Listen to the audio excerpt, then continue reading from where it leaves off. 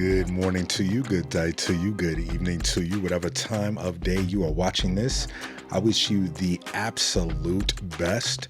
My name is Freed with The Art of Being Freed. This is a show that focuses on enhancing productivity, mindset, and lifestyle. On today's episode, we're going to talk about 6 networking rules that you must live by in 2022. I do want to say that these are from my notes from a Jim Rohn speech that I watched a while back. So I definitely want to give honor to the legend. I'm spreading the wealth. So with that, let's get into it. So number 1, all relationships must be mutually beneficial. The favor you do for someone else is expected to be returned someday, but what I've learned is that it may not come back from the person you do the favor for. However, it will come back to you in a favorable way. Number 2, keep the relationship active, nurture the relationship, keep in touch. Don't call when you need something, right? Or only when you need something. Like schedule monthly or quarterly lunches. That's a great way to keep the vibe going. You could also send tips and articles of interest, a chain of communication that's of value. Here's an example. I know someone who wanted to be a photographer for a professional football team. And when that position became available, I sent that to that person. It's just good looking out, right? So use those tips to keep the relationship from fading early on and just really establishing value.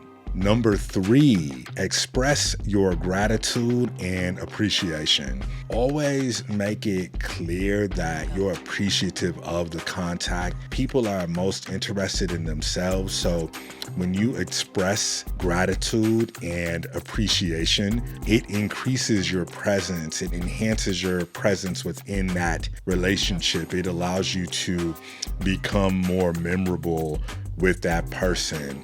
So when something relevant comes up, that person will think of you. I went to meet with a new acquaintance recently, and we went to this place of business to connect. It's a networking opportunity. We each possess a specific set of skills that can be beneficial to one another if we work together.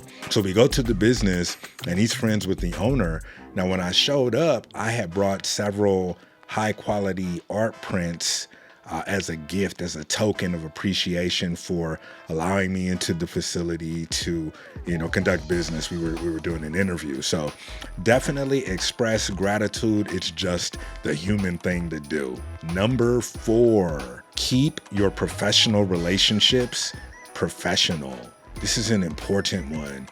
My notes read, if it looks like jealousy or envy is rearing its ugly head or creeping in, that's when you want to try to cut the relationship off.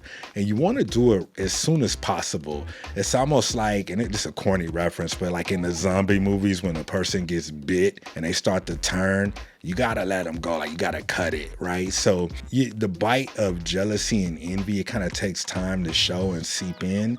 So always be on the lookout for that. If you could stay true to those first 3 rules, you shouldn't have that issue.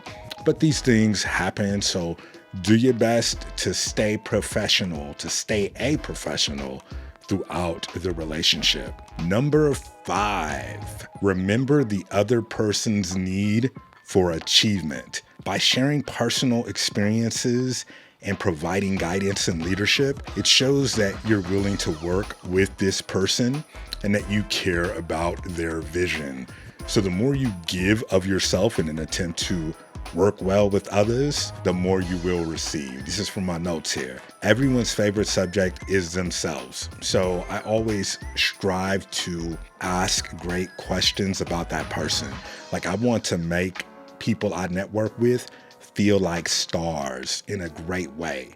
So considering and acknowledging someone's goals and need for achievement, it's an excellent way to create an environment of harmony. Now, before we get to the 6th networking rule, want to let you know if you have any networking rules that you live by, please leave them in the comments. Also, if you're finding value from this video, please like it, share it, subscribe to the channel, right?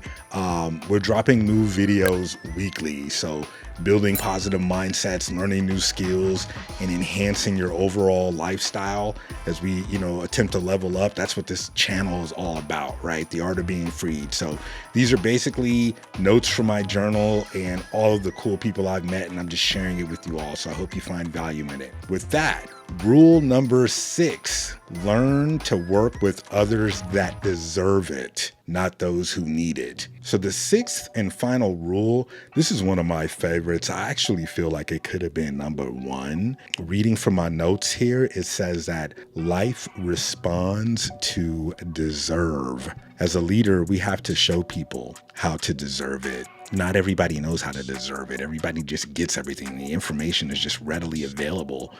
But we can show how to deserve through our work, through our time, through our attention, basically how to make small steps of progress throughout the process. So while networking, there are times when I've given things to people, tips, sales, whatever, based on merit and promise. And this is never a good practice. You want to deserve it, earn it, figure stuff out early on, right? Then you can, get the sale, you can get the tip, you can get the feature, the account, whatever the prize may be.